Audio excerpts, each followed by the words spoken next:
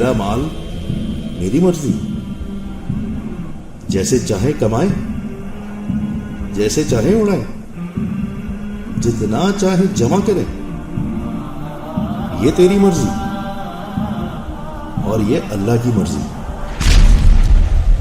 وہ جس نے مال جمع کیا اور اسے گنتا رہا، کیا وہ سمجھتا ہے کہ اس کا مال اسے ہمیشہ زندہ رکھے گا؟ ہرگز نہیں، وہ تو چکنا چور کر دینے والی جگہ میں پھینکا جائے گا۔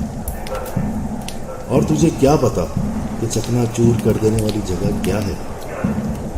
وہ اللہ کی بھڑکائی ہوئی آگ ہے جو دلوں تک جا پہنچے گی۔ وہ ان پر اونچے اونچے ستونوں میں ڈھانک کر بند کر دی جائے گی۔ اپنی مرضی چلانی ہے یا اللہ کی مرضی پر چلنا ہے؟ ذرا سوچے تو۔